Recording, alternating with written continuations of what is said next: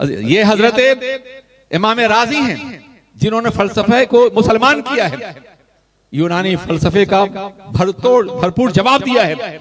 ये हुजूर गौसुल आजम के मुरीदों के मुरीद हैं, नजमुद्दीन कुबरा के मुरीद हैं। आपको मालूम है कि इंतकाल के वक्त शैतान ने कितना परेशान किया।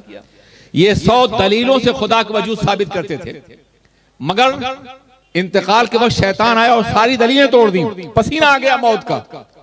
कहा अल्लाह अब क्या होगा? तो हजरत नजमुद्दीन कुबरा सामने आए, कह दो राजी मैं अपने खुदा को बगैर दलील मानता हूं। ये कहा और इंतकाल हो गया। जिस नजमुद्दीन कुबरा ने इमाम राजी को मौत के वक्त उनका ईमान बचाया है, वो गौसुल आजम के मुरीदों के मुरीद हैं। शहाबुद्दीन सोहरवर्दी हैं, नजमुद्दीन कुबरा हैं, इमाम रफाई। ये वो जाते पाक है कि जिसने रोज़े रसूल पे हाजिर हो कहा था, या रसूल अल्लाह पहले तो मैं अपनी रूह भेजता था, आज मैं खुद हाजिर हूं, दस्ते पाक बढ़ाइए, मैं मुसाफा करना चाहता हूं। कब्र अनवर से दस्ते पाक निकला और आपने मुसाफा किया। ये रिफाई गौसे आजम के मुरीदों के मुरीद हैं। तेरा कतरा यमे साहिल या गौस, तेरा सर्रा महे कामिल है या गौस। कभी आपने अंदाजा फरमाया कौन है जो उनके दर से फैज़ याफ्ता न हो? उन्हीं के दर का जर्रा है शेख अब्दुल हक मुहद्दिस देहलवी, उन्हीं के समंदर कतरा है इमाम हजरत रज़ियल्लाहु ताला अन्हु।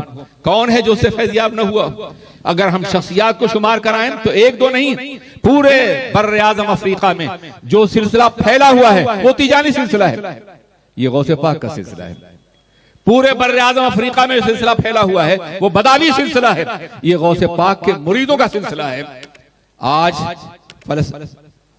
स्पेन से लेकर के और अफ्रीका तक और वहां से हिंदुस्तान तक दुनिया के किसी बर्रे आज़म में जाइए, गौसे पाक का सिलसिला आपको मिलेगा।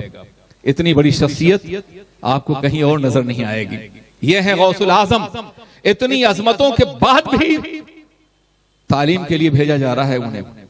हाँ, तो मैं ये कह रहा था हजरत निजामुद्दीन औलिया इस तरह पाला है उनकी माँ ने उन्हें, और जब आलिम हुए हैं तो माँ से कहा अब्बा, ये अम्मी, ये रिवायत है कि जब कोई आलिम होता है तो उलमा की दावत करता है, हम कैसे करेंगे?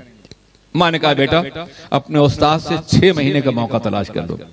6 महीने में रात दिन सूद काटा उन्होंने, बाजार में बेचवाया उन्होंने।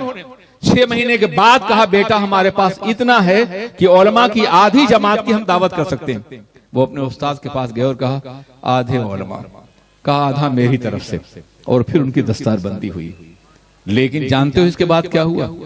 दर्जनों बादशाह दिल्ली में उनके बाद एक के बाद दीगरे आए, मोहम्मद तुगलक उनसे पहले, और हर बादशाह ने चाहा कि निजाम हमारे दरबार में आए, और जनाब निजाम ने ठोकर मारा, कभी किसी दरबार की बारगाह में नहीं गए। ये वो अजमतें थी कि ताजदार झुके हुए थे उनके कदमों में, इसलिए कि लुक़मा हलाल से पाला गया था। बाबा फरीद गंज शकर रहमतुल्लाह ताला अलैह, ये जानते हैं कौन है? बाबा फरीद गंज शकर का नानीहाली सिलसिला महमूद गजनवी से और दादी हाली सिलसिला सैयदना उमर फारूक से। एक तरफ से वो गजनवी हैं, एक तरफ से फारूकी हैं। वो आलम ये है कि महमूद गजनवी ने अपनी बहन की शादी एक फारूकी फकीर से करना चाहिए, तो उन्होंने कहा हुजूर वो फकीर हैं और ये शहजादी, उनकी कुटिया में कैसे रहेगी? कहा वो कैसे भी रहे, मैं सिर्फ ये चाहता हूं कि मेरा रिश्ता फारूक आजम से कायम हो जाए। और उसके बाद रिश्ता भेजा गया। शेख ने कहा कि पहले अपनी बेटी से पूछ ले, बहन से पूछ ले कि वो रहेगी मेरे साथ।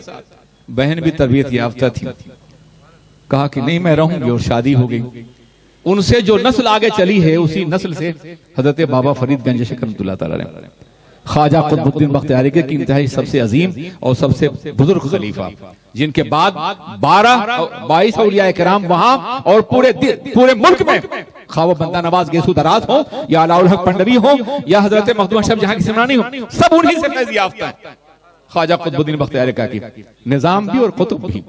मेरे अजीज साथियों जरा सोचो, इतनी मुश्किल से उन्हें पाला गया था, इतना अजीम मकाम उनका भी आलम है कि बाप का उनके भी इंतकाल हो गया।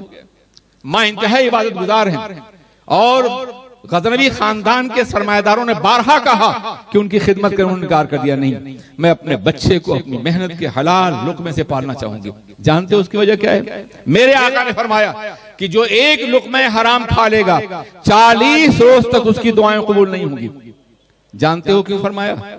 मेरा अपना ये ख्याल है, कोई तिब्बे रिसर्च कर सकता है कि 40 रोज तक क्यों लुकमा दवा खोलने, हो सकता है उस लुकमे हलाल से जो खून बनता हो, खून के जो सेल्स तैयार होते हो, वो 40 रोज तक जिंदा रहते हो, और जब तक वो खून गर्दिश कर रहा है लुकमे हराम से, उस वक्त तक कोई दुआ कबूल नहीं होगी। दुआएं करते हैं लोग, कबूल नहीं होती, न अपने लुकमे हराम को देखते हैं, न इबादत को देखते हैं, न सजदे को देखते हैं, न बंदगी को देखते हैं, और ये कहते हैं दुआ कबूल नहीं होगी। दुआ कैसे कबूल होगी? हराम खा के दुआ करोगे, बेनमाजी बन के दुआ करोगे, खुदा से बगावत करके दुआ करोगे, ऐसी दुआएं मुंह पे मारी तो जा सकती हैं मगर कबूल नहीं होती हैं। दुआओं की मकबूलियत चाहते हो तो हलाल का एहतराम करो और अपने पेशानी को खुदा की बारगाह में झुकाओ।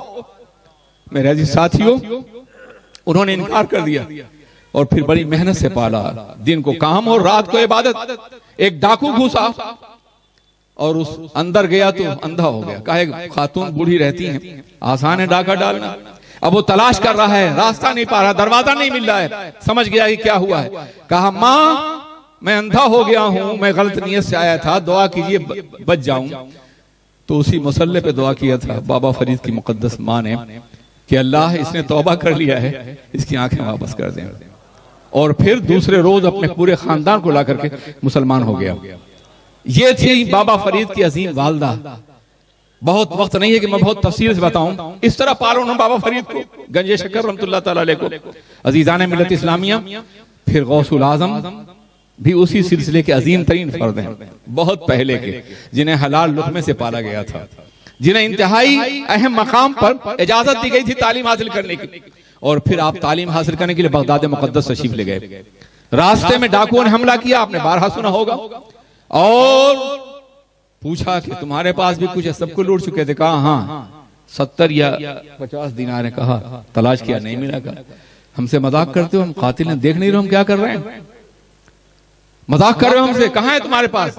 तो सदरी खोल के दिखा दिया, देखो ये है, अगर तुम चाहते तो बचा लेते। कहा नहीं, ये कैसे मुमकिन था? मेरी माँ ने कहा था बेटे झूठ न बोलना।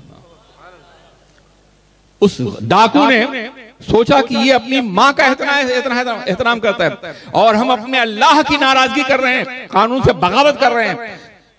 कदमों में झुक गया है नौजवान के कदमों में, तौबा की उसने, और उसके बाद पूरा माल लौटाया।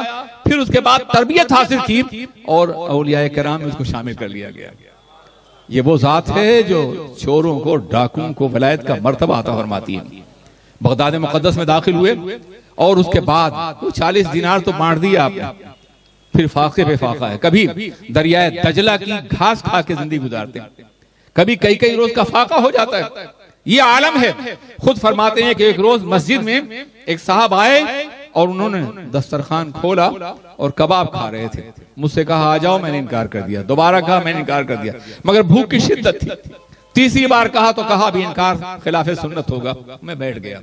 अभी मैंने लुकमा उठाया ही था कि उन्होंने पूछा, यहाँ एक नौजवान अब्दुल कादिर आए हैं गीलान से, क्या तुम उन्हें जानते हो?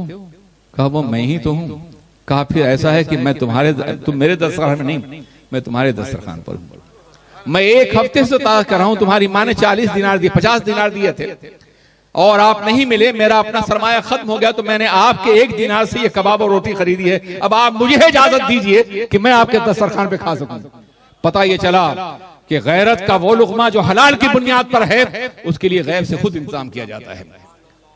अल्लाह अपने बागैरत अफराद की माली गैरत को भी हमेशा महफूज रखता है और बाज़ाब्ता उसका तहफ़्फ़ुज़ फरमाता है।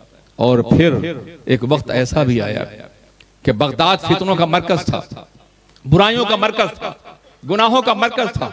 जब दौलत ज्यादा होती है तो गुनाह भी फैलते हैं। हुकूमत बगदाद की थी, 3 बर्रे आज़म पर, यूरोप और एशिया और अफ्रीका के बहुत से ममालिक पर बगदाद से अहकामात नाफिज होते थे। जब बगदाद का ताजदार दिल्ली के ताजदार को हुक्म देता था तब वो ताज पहनता था। बाद में यही मकाम टर्की को मैसर आया।